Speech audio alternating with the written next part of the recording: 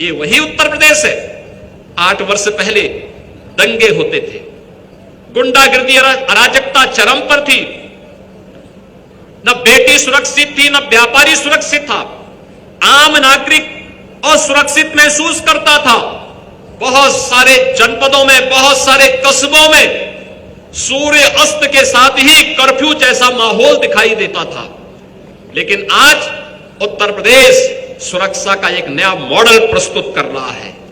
न केवल सुरक्षा का मॉडल प्रस्तुत कर रहा है, बल्कि उत्तर प्रदेश ने देख लिया है कैसे दंगा मुक्त हो जाता है, कैसे सुशासन की नींव को सुदृढ़ किया जा सकता है, कैसे परसेप्शन को कर्मिक रूप से बदलने में सफलता प्राप्त की जा सकती है। आज उत्तर प्रदेश उस दिशा में तेजी के साथ आगे बढ़ा है।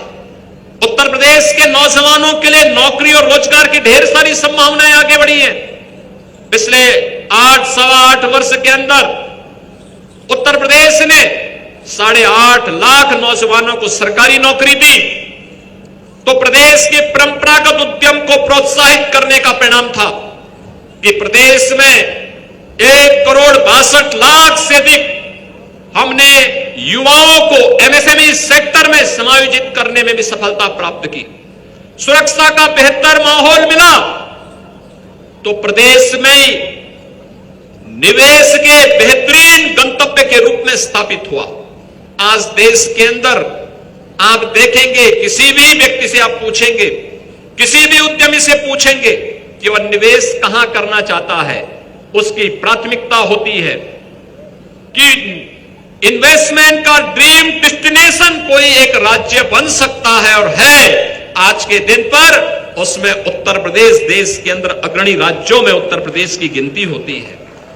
आपने देखा होगा जिस प्रदेश में पहले उद्यमी अपना व्यापार समेट करके प्लान करने के लिए दिखता था, उस प्रदेश में देखते ही देखते 45 लाख करोड़ के निवेश के प्रस्ताव प्राप्त हो जाना, उस प्रदेश में 15 लाख करोड़ के निवेश जमीनी धरातल पर उतर जाना, इन 15 लाख करोड़ के निवेश प्रस्तावों के माध्यम से लाखों नौजवानों को अपने ही गांव और अपने ही जनपद में नौकरी की संभावना विकसित हो जाना, यह इस बात का द्योतक है कि उत्तर प्रदेश में सामर्थ्य थी, उस प्रकार की संभावनाएं थी, लेकिन उन्हें अपने राजनीतिक स्वार्थों के कारण लोगों ने जमीनी धरातल पर नहीं उतरने दिया था।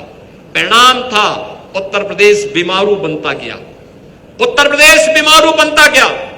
उत्तर प्रदेश के सामने पहचान का संकट आ खड़ा हुआ, लेकिन आज उत्तर प्रदेश बीमारू राज्य नहीं।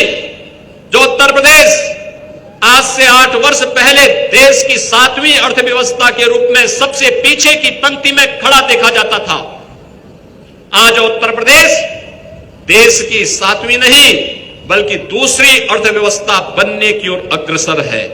अब दूसरी अर्थव्यवस्था के बाद उत्तर प्रदेश ने जो अपना आगामी लक्ष्य तय किया है, वह लक्ष्य तय किया है प्रधानमंत्री मोदी जी के मार्गदर्शन में उत्तर प्रदेश ने तय किया है 29-30 में उत्तर प्रदेश अगर भारत 2027 में $1 ट्रिलियन की इकोनॉमी बनेगा, भारत $5 ट्रिलियन की इकोनॉमी बनेगा, तो उत्तर प्रदेश भी $1 ट्रिलियन की इस इकोनॉमी को प्राप्त करने के लिए कर्मिक रूप से प्रयास कर रहा है। हमने पिछले 8 वर्ष में कुछ चीजें हासिल की हैं जो आशावर्धक है, लोगों के उत्साह को बढ़ाने वाला है।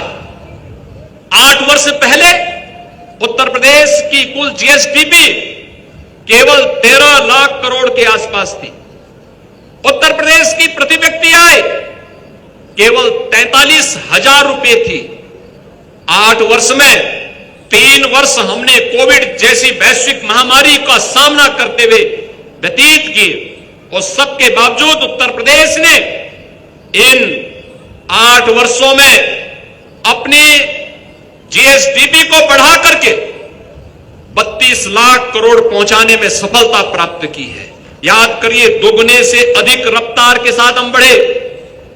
प्रदेश की ग्रोथ रेट आज के दिन पर नेशनल ग्रोथ रेट से बेहतर दिशा में आगे बढ़ी है।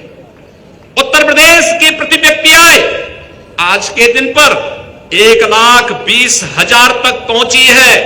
और आने वाले समय में हमें प्रत्येक सेक्टर में नेशनल एवरेज तक इसे पहुंचा करके उत्तर प्रदेश की उन संभावनाओं को सामर्थ्य में बदलने के लिए एक टीम वर्क के साथ उत्तर प्रदेश वासियों को मिलकर के कार्य करना होगा। पिछले 8 वर्ष में उत्तर प्रदेश ने अपने परंपरागत हस्तशिल्पी और कारीगरों को आगे बढ़ाने के लिए जहां वन डिस्ट्रिक्ट वन प्रोडक्ट के इस अभियान को आगे बढ़ाया है, वहीं विश्वकर्मा श्रम सम्मान के माध्यम से, पीएम विश्वकर्मा स्कीम के माध्यम से भी उन्हें प्रोत्साहित करने के लिए काम किया है, उसे एक प्लेटफॉर्म दिया है, उसे आगे बढ़ने के लिए एक नई प्रेरणा प्रदान की है। और मुझे प्रसन्नता है कि आज इस सेक्टर से जुड़े हुए जो 16 प्रकार के हमने हस्तशिल्पी और कारीगर चिन्हित किए हैं, इन सभी ने अपने अपने क्षेत्र में नए प्रकार से अपने आप को प्रस्तुत किया है। समाज और मार्केट की मांग के अनुरूप इन हस्तशिल्पियों ने नई डिजाइन के साथ, नई टेक्नोलॉजी के साथ, समाज की मांग के अनुरूप उस प्रकार से अपने आप को तैयार करके आज अपनी सामर्थ्य का लोहा प्रदेश के अंदर और देश के अंदर दिया है, तो स्वयं स्वावलंबन का एक मॉडल भी प्रस्तुत किया है। मिशन मिलेट के नाम पर भी प्रदेश के अंदर जो हमारे परंपरागत अन्नदाता किसानों के द्वारा मोटे अनाज, जिसको एक प्रकार से हम विस्मृत से कर चुके थे, उस दिशा में अन्नदाता किसानों ने कार्य करना प्रारंभ किया। खेती की लागत कम हो, उत्पादन बढ़े, लागत को कम करना, उत्पादन को बढ़ाना, नेचुरल फार्मिंग उसका एक माध्यम है। और मुझे प्रसन्नता है कि उत्तर प्रदेश के आज 34 जनपद इस अभियान के साथ जुड़ करके तेजी के साथ इस कार्यक्रम को आगे बढ़ा रहे हैं। अगर हमें उन गंभीर बीमारियों से जो आज मुंह पाए समाज को निगलने के लिए दिखाई देता है, उस अभियान को अगर हम देखें, उस प्रवृत्ति पर रोक लगाने के लिए मिलावट को दूर करना होगा।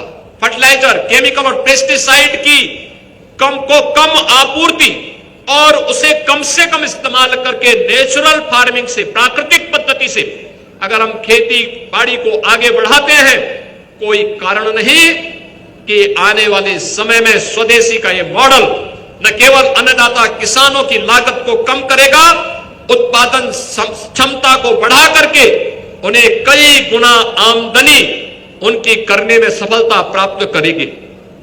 पिछले 8 वर्ष में उत्तर प्रदेश ने एक लंबी छलांग लगाने की दिशा में एक नए कदम बढ़ाए हैं। हर एक सेक्टर में कार्य किए गए हैं।